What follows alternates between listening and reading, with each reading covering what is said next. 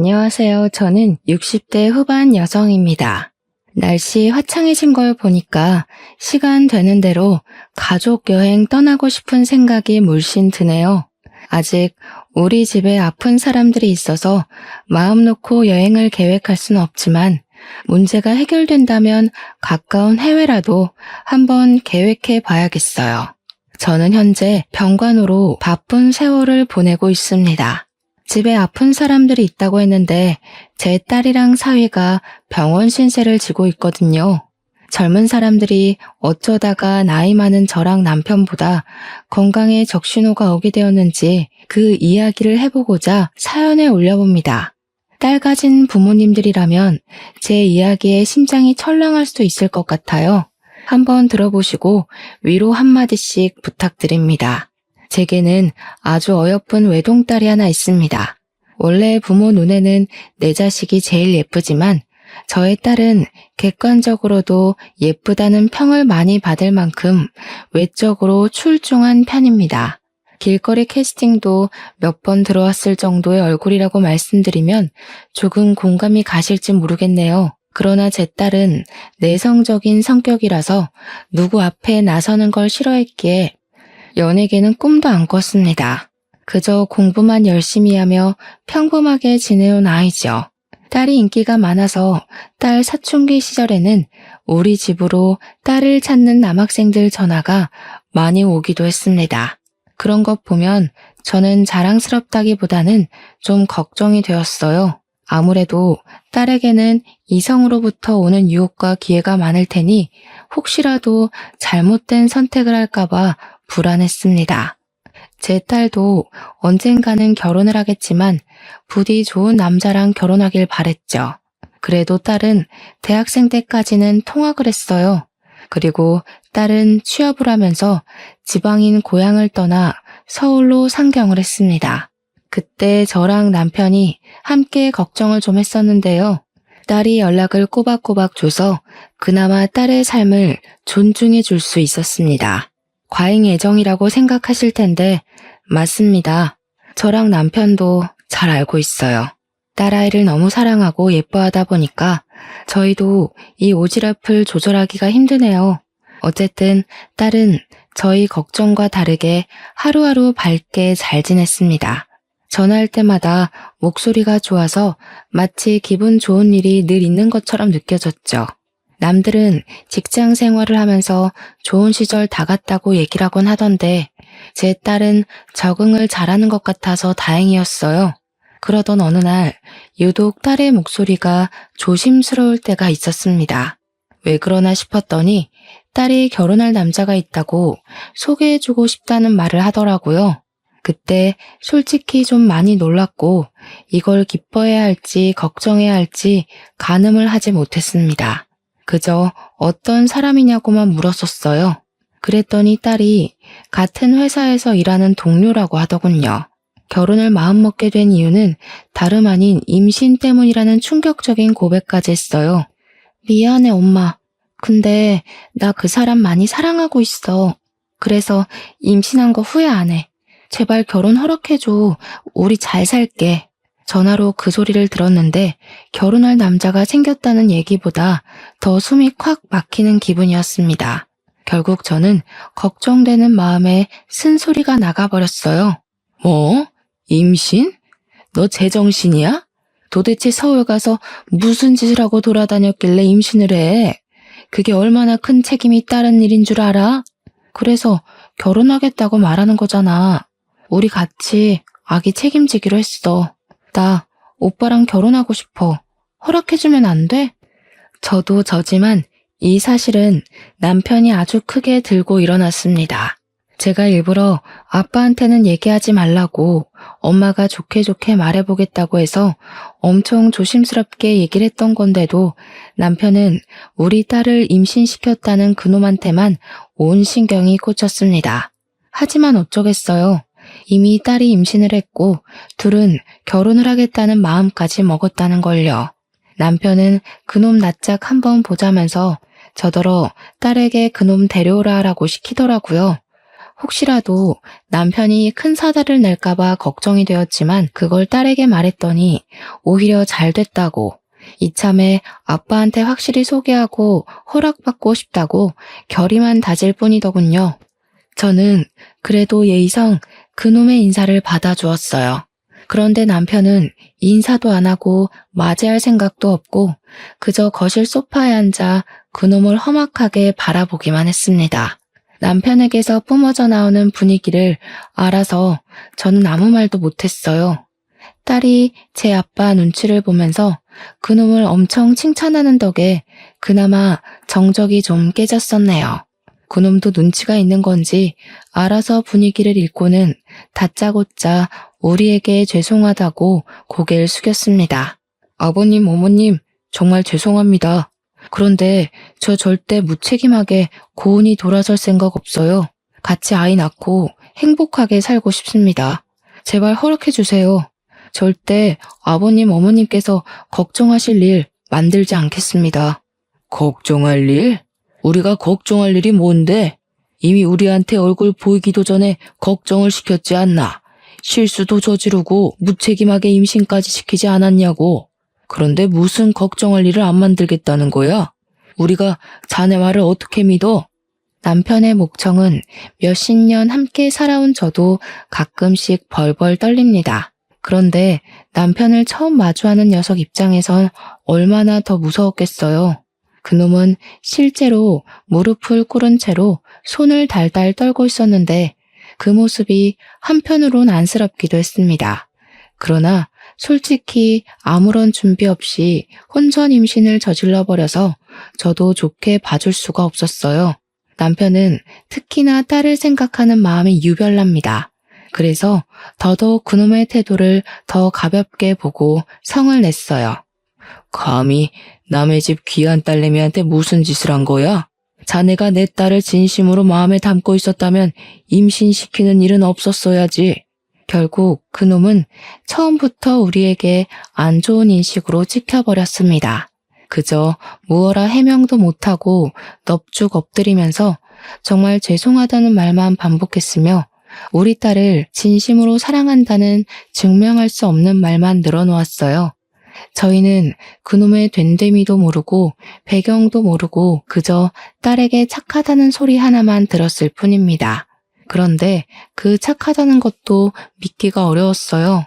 단연 이유는 준비 없는 혼전 임신 때문이었죠.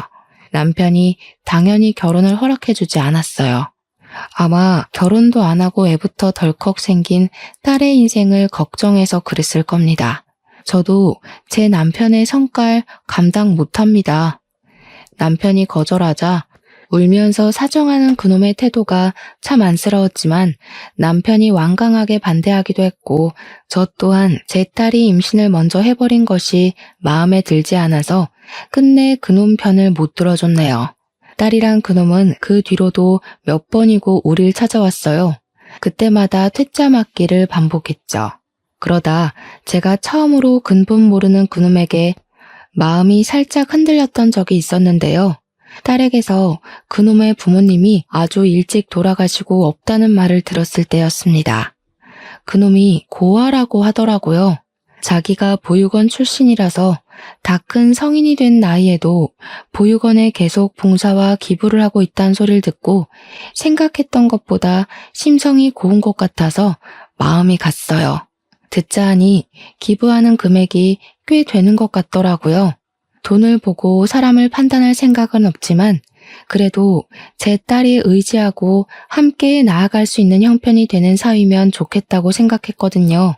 그놈의 심성이 괜찮은 것 같다고 생각을 하니까 한 번쯤 깊게 대화를 나눠보고 싶었어요. 그래서 남편 몰래 그놈을 따로 만났고 그놈은 한결같이 제 앞에서 어쩔 줄 몰라 했습니다. 그래요. 보육원에 봉사한다고 들었는데 참 대단한 일을 하고 있네요. 요즘 젊은 사람들은 자기 살기 바빠서 주위 사람 챙길 여유가 부족한데 우리 딸이 어디가 좋은지 물어봐도 되겠어요? 저같이 보잘것없는 사람한테 가족이 되어주고 싶다고 한 사람은 고은이가 처음입니다. 저 고은이 행복하게 해줄 수 있어요. 고은이 일이라면 뭐든지 나서는 남편이 될 수 있습니다. 그 누구보다도요. 제 딸은 예쁜 얼굴처럼 마음까지도 참 예쁜 아이예요. 다른 남자들과 다르게 우리 딸 얼굴이 아닌 마음을 봐주는 것 같아서 저는 한층 더 그놈이 마음에 들었습니다. 그리고 무엇보다 딸이 좋아 죽는 남자니까 웬만하면 허락해주고 싶었어요. 아마 혼전 임신 사실이 아니었다면 저랑 남편이 처음부터 냉철하게 나가는 일은 없었을 겁니다. 아무튼 저는 그 자리에서 결혼을 허락해 주겠다고 말을 했어요. 그리곤 나는 내 남편 감당 안 되니까 이제 내 남편을 끈질기게 설득해 보라고 했죠. 그랬더니 사위가 된 그놈이 벌떡 일어나 90도로 인사하는데 문득 부모 없이도 참 번듯하게 컸다고 생각했습니다. 하지만 사위의 당찬 포부와는 다르게 남편의 반대는 계속해서 길어졌어요. 남편 때문에 오히려 사위가 아닌 딸이 지쳐가고 있었습니다. 딸은 처음 인사를 나눴을 때보다 배가 더 불러왔는데 남편은 여전히 요지부동이었죠. 저도 남편이 어떤 생각을 하고 있는지 모르겠더라고요. 이대로 딸을 미혼모로 살게 할 생각인 건지 도통 말을 안 해주니까 딸을 안심시켜 줄 수도 없었습니다. 여보, 그래도 애가 생겼는데 둘이 같이 살게 해줘야지. 혼전 임신시키고 도망가는 총각들도 많은데 그 녀석은 끝까지 우리 딸 책임진다고 하잖아. 마냥 반대하는 게 우리 딸을 위한 길은 아닌 것 같아서 그래. 내가 아직 그놈한테 확신이 없어. 우리 딸을 저만큼 따라다닌 놈들 없었을까 봐. 그놈 눈빛이 아무래도 음흉하다고. 임신했다고 생각 없이 결혼해서 이혼 이력 남길 바에는 그냥 미혼모로 사는 것도 나쁘지 않아. 그걸 왜 당신이 정해. 그리고 그 녀석 표정이 원래 좀 개슴츠레한 편이더구먼. 괜히 그런 걸로 딸이랑 사이 멀어지고 싶어? 우리 딸이 지금 당신한테 얼마나 실망하고 있는데. 남편이 딸을 무척 아낀다고 했잖아요. 남편은 딸이 학창 시절을 마칠 때까지 딸의 등하교를 책임진 사람입니다. 그래서 남편은 딸의 꽁무니를 쫓는 남자애들을 많이 봤다고 했었어요. 딸이 남편의 품을 떠나게 된 건 직장에 취업한 후부터였거든요. 남편은 딸이 자기 울타리를 넘어서 남자를 만난 것도 걱정이 되는데 심지어 임신까지 했다고 하니 사위를 생각하는 마음이 생각보다 더 날카로웠어요. 남편의 마음을 이해 못하는 게 아닙니다. 그렇지만 사윗감을 신중하게 고르더라도 가장 중요하게 염두해야 되는 건 딸의 마음 아닌가요? 남편의 의도와는 다르게 딸은 갈수록 제 아빠한테 불만을 품기 시작했어요. 딸이 한 번도 우리에게 반항을 한 적이 없었는데 그날 처음으로 제 아빠한테 성을 냈습니다. 내 인생이잖아. 내가 사랑하는 사람이랑 결혼하고 싶다고.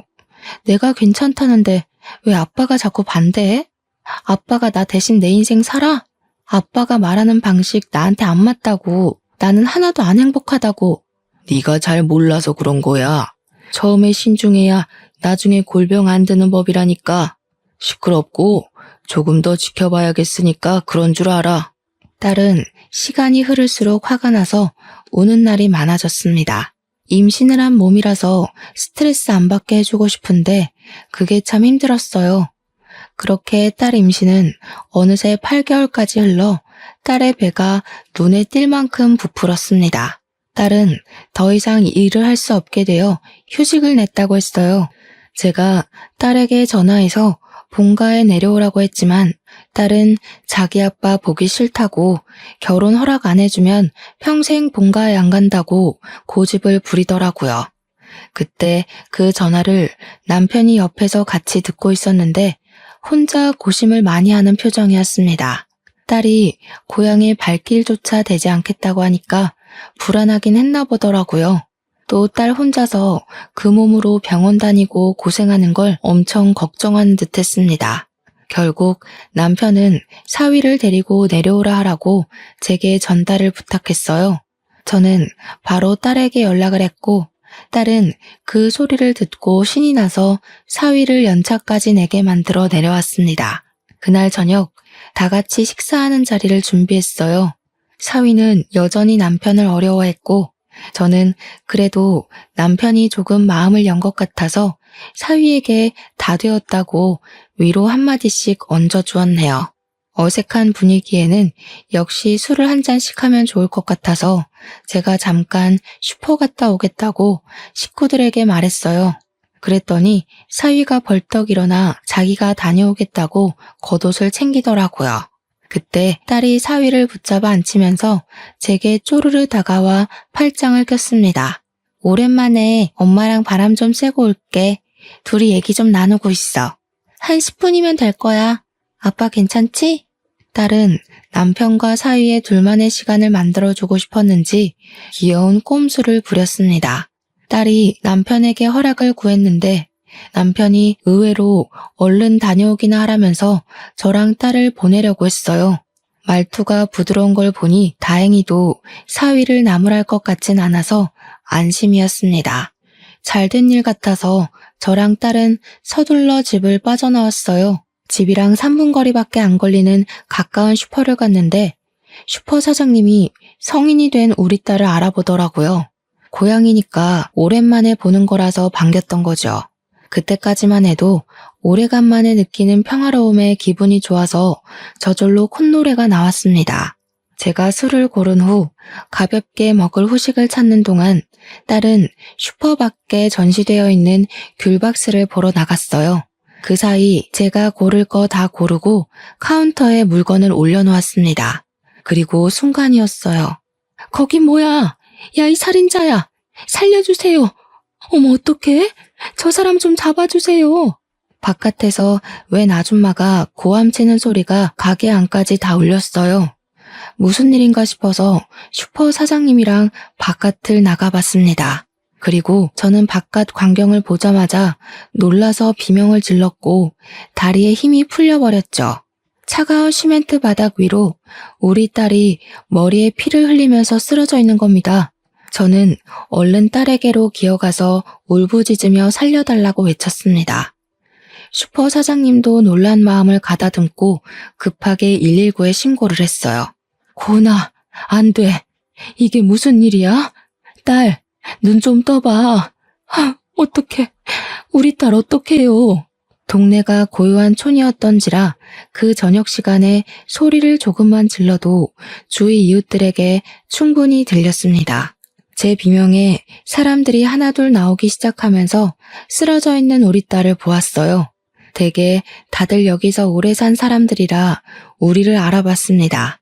다들 놀라서 이게 대체 무슨 일이냐고 같이 발을 동동 굴렀어요. 저는 그저 딸 때문에 다른 사람들 말 아무것도 안 들리고 그저 제 딸만 부둥켜 안고 울었습니다. 그러길 잠깐 있었을까. 119가 금세 도착했고 딸을 실은 구급차를 따라서 병원으로 향했어요. 검진과 필요한 수술을 하는 동안에 저는 남편에게 전화해서 소식을 알렸습니다. 그러자 남편이 병원으로 급히 달려왔어요. 잔뜩 화가 나서 도착한 남편은 수술실 앞에서 대체 무슨 일이냐고 어떻게 된 거냐고 물었는데 저는 그제야 정작 같이 있었던 제가 아무것도 모른다는 사실을 자각했습니다. 제가 아무 말도 못하고 있자 남편이 버럭 성질을 냈어요. 당신은 같이 갔으면서 뭐하고 있었어? 대체 어디에 정신 팔려 있었으면 딸이 사고를 당하는 것도 못 봤던 거야? 아니, 고은이가 귤 본다고 잠깐 밖에 나갔는데 나도 어떻게 된 건지 모르겠어. 근데 왜 당신 혼자 왔어? 김서방은? 김서방은 뭐가 김서방이야? 이 자식 도대체 어디로 튄 건지 나타나지도 않고 내가 한자리에서 몇 분을 기다렸는데 무슨 그런 무례한 녀석이 다 있는 거야? 남편 말로는 사위가 우리 나가고 나서 얼마 안 있다가 도중에 전화 받는다고 잠깐 집 밖을 나섰다고 했습니다. 그리고 한동안 안 들어왔는데 그 이후 제 전화를 받고 바로 병원을 달려온 거라고 했어요. 갑자기 사위가 어딜 간 건진 모르겠지만 우선 우리 딸이 산모이기 때문에 뱃속의 태아 건강이 가장 중요했습니다. 다행히 태아는 건강하다는 말을 듣고 한층 안심을 할 수 있었어요. 남편도 그제야 112에 이 사실을 또 한 번 더 신고했습니다. 사위는 정말로 그 시간 이후로 신기루처럼 사라지고는 하루 종일 나타나질 않았어요. 혹시나 집에서 우릴 기다리고 있지 않을까 싶어서 전화를 해보고 싶어도 전화번호를 몰라서 못 해봤습니다. 혹시나 해서 확인하러 다시 집을 다녀온 남편이 없다고 하더라고요. 몇 시간이 지나도 나타나지 않는 거라면 이 녀석이 말도 없이 서울을 갔나? 그런 생각도 했었어요. 일단 저희에게 당시 걱정거리는 사위가 아니었어요. 딸이 깨어나지 않는다는 것이었죠. 의사가 말을 하길 강한 걸로 안면을 얻어맞고 쓰러지면서 머리가 바닥에 무방비하게 부딪히는 바람에 뇌진탕 크게 왔다고 했습니다. 그래서 머리를 다쳤다 보니 의식이 늦어지는 것 같다고 하는데 이건 하염없이 기다리는 방법밖에 없다고 했어요. 정말 절망적이었습니다. 딸이 이렇게 사고를 당한 것이 제 탓 같아서 너무 괴로웠어요. 이 와중에 딸의 배는 계속 불러오고 사위는 나타나지도 않고 그야말로 불행이 따로 없었습니다. 남편은 목격자나 증거를 찾아서 슈퍼 주위를 몇 번이나 돌아다녔어요. 그러더니 어느 날 실제 목격자를 만나 진술을 받아왔다고 하더라고요. 목격자는 동네 사람이 아니라 잠깐 동네에 들린 사람이라 찾는데 좀 걸렸다고 했습니다. 남편이 그걸 경찰한테까지 부탁해서 그 사람을 찾아낸 거였어요. CCTV가 그 길에는 하나밖에 없었는데 하필 범인 뒷모습만 찍혔던지라 같이 찍혀있던 목격자를 찾는 게 더 빨랐다네요. 그렇게 목격자가 제 남편의 물음에 진술한 내용은 다소 충격이었습니다. 그 목격자는 그날 그 길을 지나가면서 웬 남자가 제 딸한테 접근해서 톡톡 건드리며 아는 체를 하는 걸 봤고 분명 남자가 아무 말도 안 한 것 같은데 딸이 엄청 놀라면서 사색이 되는 바람에 눈길이 갔다고 했어요. 그게 이상해서 쭉 지켜보며 걸어오고 있었는데 거리가 조금 가까워지려 할 때쯤 그 남자가 갑자기 제 딸에게 손을 올리며 죽어! 그렇게 말했다고 하는 겁니다. 그리곤 말릴 새도 없이 남자가 딸의 안면을 큼직한 주먹으로 강타했고 딸이 그대로 정신 잃고 쓰러지자 그 다음엔 남자가 발을 올려 딸을 걷어차려고 했다며 진술했죠.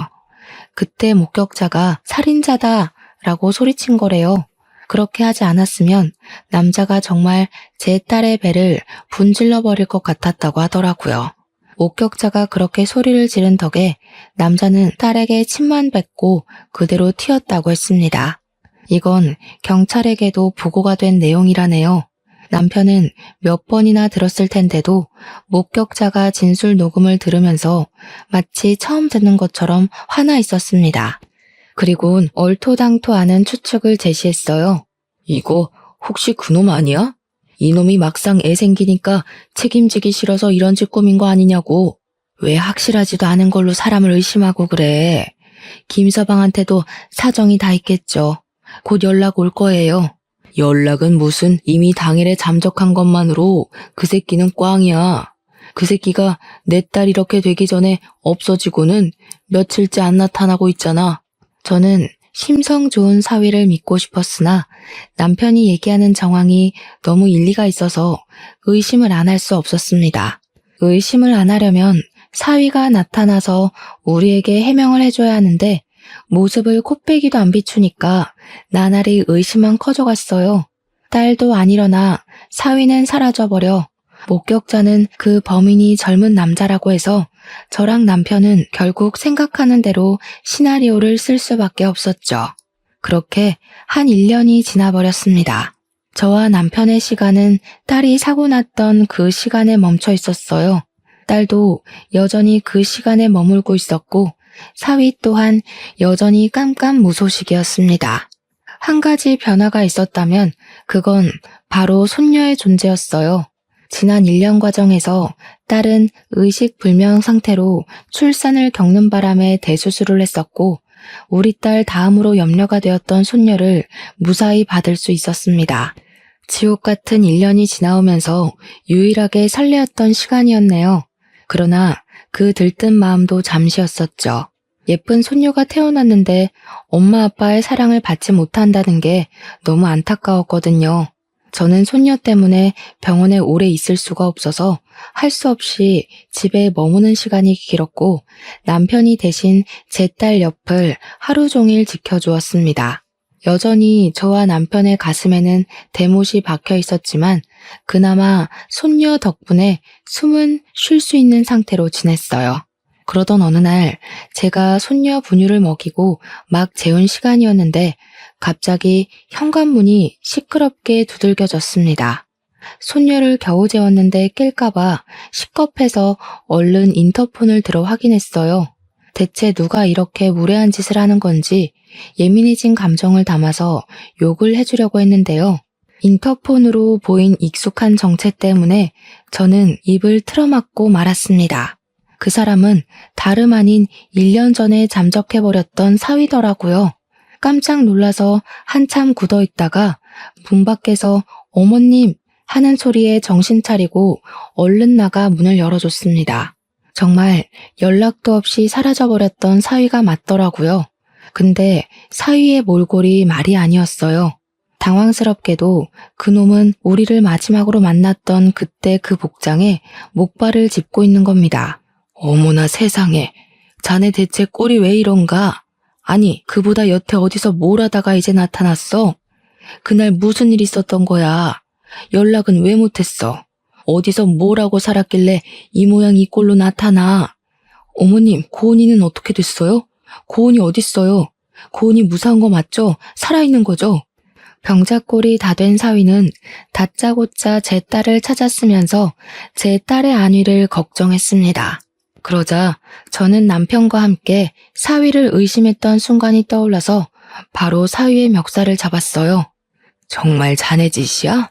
자네는 내 딸이 사고당한 거 어떻게 알고 있어? 뭘 하다가 이제야 나타나서 내 딸을 걱정하는 척해? 자네 그럴 자격이 있다고 생각하나? 내 딸 아직까지 못 깨어나고 식물인간으로 누워있어. 애를 임신시켜놓고 대체 이게 무슨 무책임한 짓이야? 식물인간이 되어 1년째 못 깨어나고 있다는 딸 소식을 듣더니 사위가 갑자기 목발을 쓰러뜨리며 주저앉아 버렸습니다. 그러고는 마치 아이처럼 엉엉 울기 시작했어요. 지금 울고 싶은 사람이 누군데 먼저 선수를 치는 건지. 우리 딸 내팽겨 쳐놓고 사라진 사위가 너무 미웠지만 사위가 목 놓아 우는 모습을 보니 그게 또 거짓 같지는 않아 보여서 헷갈렸습니다. 연기하지 마. 그래봤자 자네가 우리 딸 버리고 잠적했다는 사실은 안 바뀌어. 우리가 걱정 안 하도록 고은이 잘 봐주기로 했잖아. 고은이 행복하게 해준다고 했잖아. 그런데 이게 뭐야? 우리 고은이 책임진다고 얘기해놓고 지킨 게 뭐가 있어? 서럽게 우는 사위의 태도가 혼란스러워서 저도 눈물을 흘렸습니다. 주저앉아 있는 사위를 쥐어잡고 없는 힘을 실어 흔들었어요. 제가 계속 뭐라고 말 좀 해보라고, 아는 게 있으면 빼먹지 말고 다 말해보라고 재촉을 했더니 그제야 사위가 억지로 울음을 진정시키면서 더는 제가 헷갈리지 않을 수 있게 입을 열었습니다. 저랑 남편은 몰랐던 지난 1년간의 자신의 알리바이를 대기 시작했어요. 사위 입에서 나오는 사실들은 제 손발이 다 떨리도록 만들었습니다. 사위로 인해서 제 기억은 다시 1년 전으로 돌아갔어요. 그날 사위는 남편이랑 단둘이 처음으로 딸 얘기가 아닌 사적인 대화를 텄다고 합니다. 낚시를 좋아한다는 공통점을 찾아서 그걸로 대화를 나누고 있었는데 느닷없이 회사에서 전화가 왔고 팀장직 자리에 있었던 사위는 급하게 연차를 내고 온 사정이라서 전화 안 받을 수가 없었다고 했어요. 그래서 남편에게 양해 구하고 잠깐 현관 밖으로 나갔다고 했습니다. 우리 집이 주택이라서 현관문을 나오면 마당이 있고 열린 철문이 바로 보이는 구조입니다. 그런데 통화하는 사이 어떤 남자가 우리 집 입구를 지나가면서 자기 쪽을 돌아보는데 사위가 보기엔 모자 밑으로 보이는 얼굴이 낯익었다고 하더라고요. 그리고 그 남자의 정체를 한 5초 뒤에 알아본 사위는 급하게 그 남자 뒤를 쫓아갔다고 했습니다. 그렇게 사위랑 그 남자는 추격전을 하게 되었대요. 둘이서 한참 달리다가 생각 없이 도로로 뛰어드는 바람에 나란히 교통사고가 나버렸다고 하는 겁니다. 그 사고로 크게 다친 사위는 오랫동안 의식을 찾지 못했고 자기 쪽 먼 친척에게 사고 연락이 가는 바람에 의식 없는 채로 서울병원으로 이송되었다고 했어요. 그렇게 병원 신세를 진 지 7개월 만에 눈을 떴는데 몸이 오랜 기간 동안 잠을 잤던지라 근육이 다 죽어버렸고 자리에서 일어나는 데만 몇 개월이 걸렸다고 했어요. 게다가 재활하는 데에 또 몇 개월, 몸을 움직일 수 있게 되자마자 다시 우리 집을 찾아오게 되었다고 했습니다. 사위가 거짓말을 하는 것 같진 않았어요. 사위 하는 말을 들어보니까 제 딸이 그렇게 봉변을 당한 것이 사위가 쫓던 남자 때문일 거라고 그렇게 말을 하더라고요. 범인을 못 찾고 있던 과정에서 사위가 해준 말은 범인을 잡을 수 있는 희망과도 같은 발언이었습니다. 그래서 사위 말을 더 믿고 싶었어요. 그럼 내 딸 그렇게 만든 놈을 자네가 알고 있다는 거야? 그놈이 누구야? 누군데 감히 내 딸한테 그런 짓을 해? 자네랑 깊은 사이인 거야? 얼굴 보니까 기억나더라고요. 고은이도 아는 사람이에요. 저랑 고은이 대학교 때부터 만났잖아요. 아마 고은이가 부모님 걱정한다고 말 안 했을 거예요.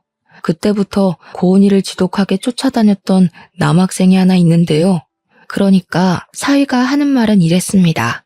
그 남학생이 제 딸한테 흑심을 품고 계속 쫓아다니며 스토킹을 했다고 하는 거 아니겠습니까? 딸이 대학교는 통학을 했는데 그 남학생이 우리 딸 동네까지 쫓아오면서 스토커 짓을 했대요. 딸이 학교를 졸업할 때까지 그렇게 시달리도록 했다는데 취업을 서울로 하면서부터는 그 스토킹이 끊겼다고 했습니다. 그런데 오랜만에 내 딸이 고향을 돌아오자 여전히 고향에 머물고 있던 그 범인이 딸을 보게 된 거고 배가 불러있는 딸을 보고는 울컥해서 팼을 거라는 것이 사위의 추측입니다. 심지어 그 범인은 학교 다닐 적에 사위가 남자친구인 걸 알고 사위도 때린 적 있다고 했어요.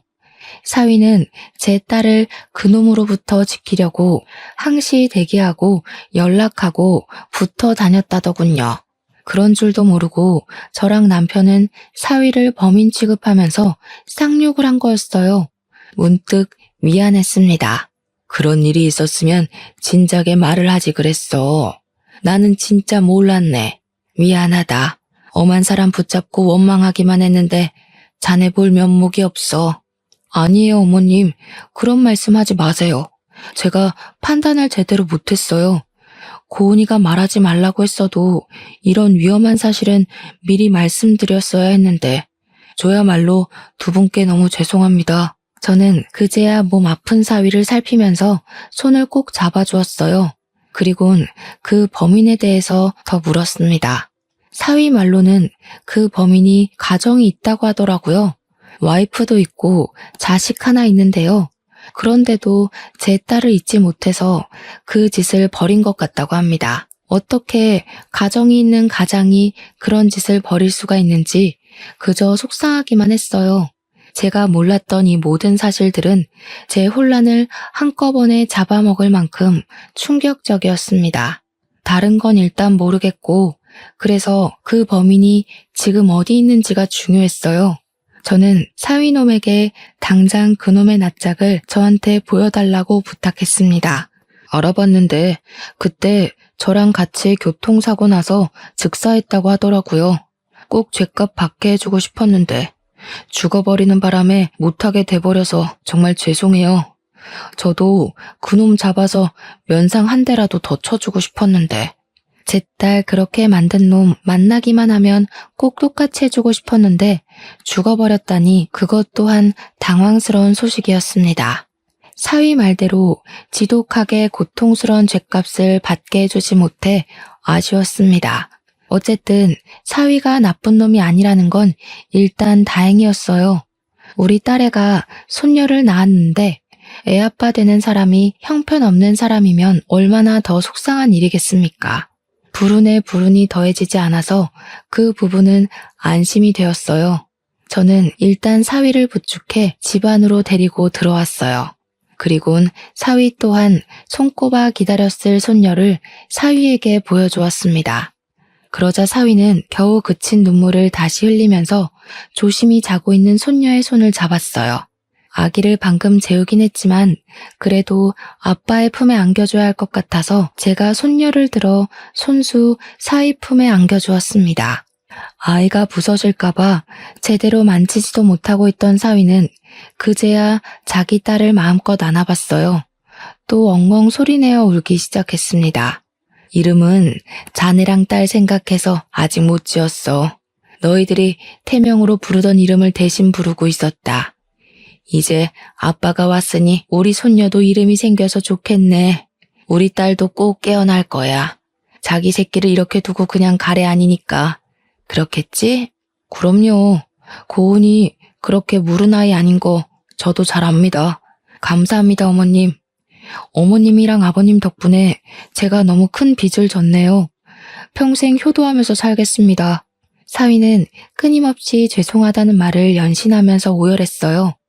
저는 그런 사위에게 혼자 마음고생 많이 했다고 달래주면서 그간 사위를 원망했던 마음을 싹 지워버렸습니다. 그리고 그런 사위를 데리고 제 딸에게 향했어요.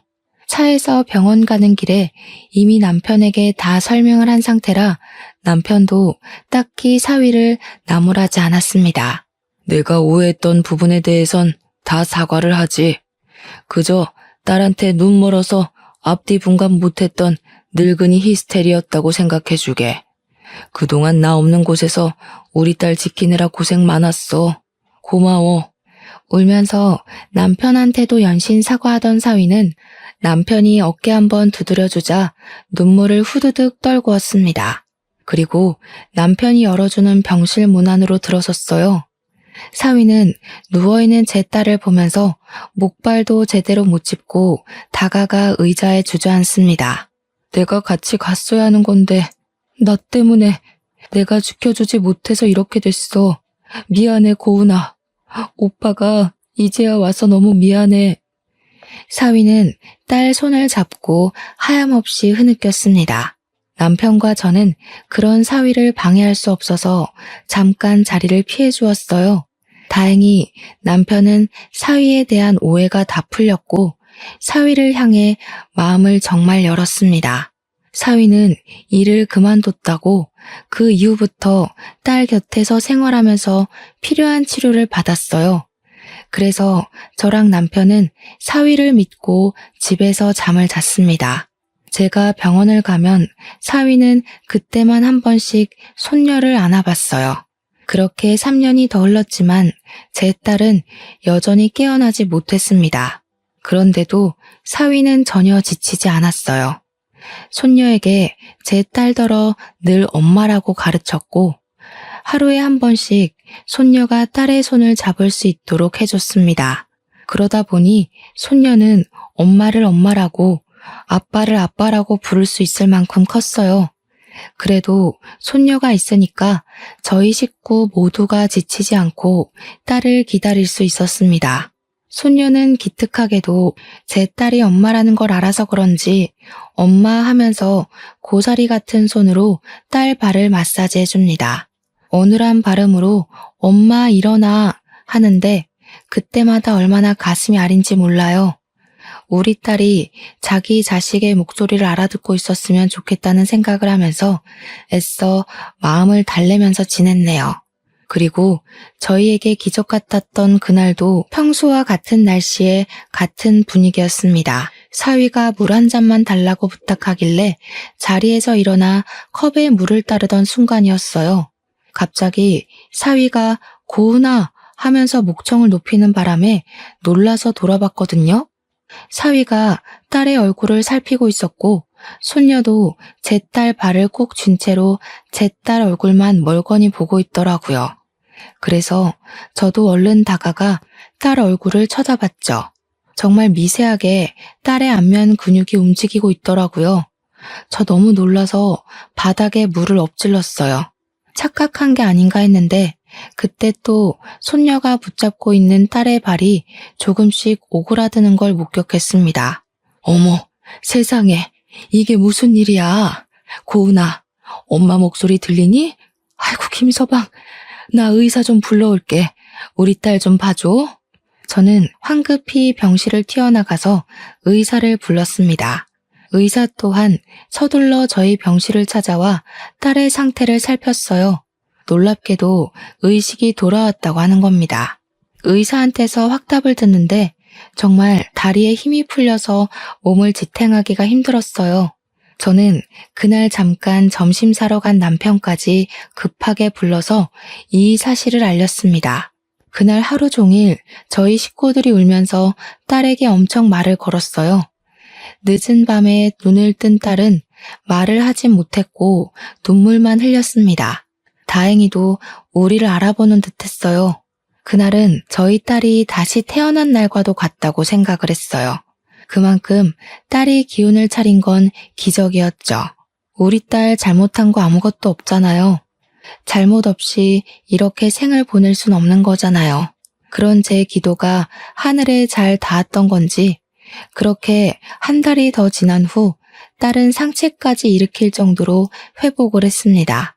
조금 어눌하긴 해도 당연히 말도 트게 되었어요. 우리 식구 모두 딸이 과거의 상처를 떠올리도록 만들고 싶진 않았으나 물어보고 싶은 것이 있었습니다. 바로 스토킹 범인에 대한 것이었죠. 일단 그 범인이 사고로 죽었다는 걸 알려줬어요.